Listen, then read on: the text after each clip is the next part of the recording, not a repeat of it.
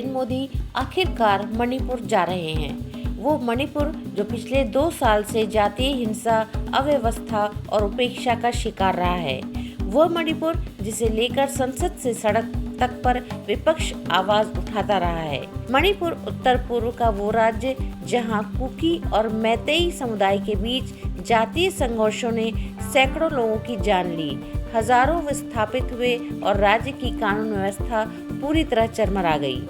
Social media से लेकर संसद तक, सुप्रीम कोर्ट से लेकर संयुक्त राष्ट्र तक मणिपुर के हालात पर आवाजें उठी, मगर प्रधानमंत्री चुप रहे। अब सवाल ये है कि इतने लंबे इंतजार के बाद मोदी जी को मणिपुर जाने की जरूरत क्यों महसूस हुई? क्या इस दौरे से ज़मीनी हालात बदलेंगे या तो ये 2024 के बाद की सियासी बिसात का नया कदम है?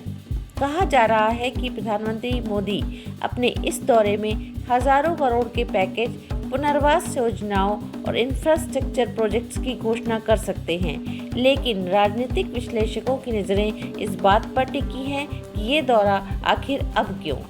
क्या ये 2029 की तैयारी है या बीजेपी की पूर्वोत्तर में गिरती पकड़ को संभालने की कोशिश? जानकार मानते हैं कि मोदी के मणिपुर दौरे के पीछे 3 बड़ी वजह हैं। एक, राष्ट्रीय और अंतर्राष्ट्रीय दबाव। यूरोपीय यूनियन, यूएन और अमेरिका तक ने मणिपुर पर चिंता जताई। विपक्ष लगातार मुद्दा उठाता रहा। दूसरी वजह है पूर्वोत्तर में सियासी अस्थिरता।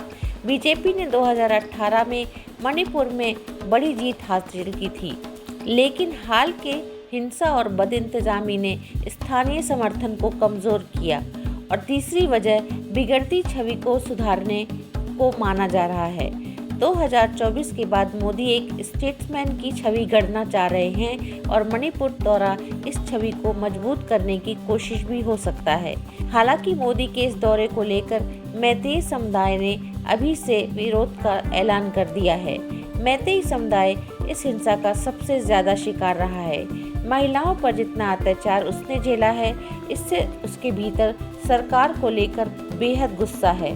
जाहिर है मोदी के दौरे को लेकर सुरक्षा के कड़े बंदोबस्त किए जा रहे हैं और चप्पे चप्पे पर सुरक्षा बल तैनात किए जा रहे हैं। विपक्ष ने मोदी के दौरे पर तीखी प्रतिक्रिया दी है। कांग्रेस नेता राहुल गांधी ने ट्वीट कर कहा, अब जब चुनाव बीत गए तब मणिपुर याद आया। इतने लोगों की जान जाने के बाद संवेदना जागी।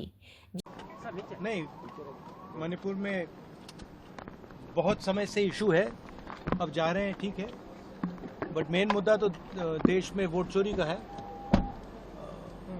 हरियाणा का महाराष्ट्र का चुनाव चोरी किया गया, कर्नाटक में हमने दिखाया।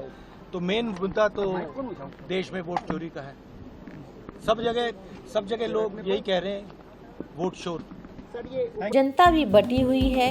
कुछ लोग राहत पैकेज से उम्मीद लगाए हैं तो कुछ इसे सियासी नौटंकी बता रहे हैं। तो क्या मणिपुर दौरा सच में जमीनी बदलाव लाएगा या फिर ये भी एक चुनावी स्टंट बनकर रह जाएगा? जवाब फिलहाल हवा में है, लेकिन एक बात साफ है, मणिपुर अब और उपेक्षा सहन नहीं कर सकता। प्रधानमंत्री मोदी के इस दौरे से अगर सियासत नहीं बल्कि सच्चा समाधान निकले तो शायद ये राज्य फिर से सामान्य जिंदगी की ओर लौट सके।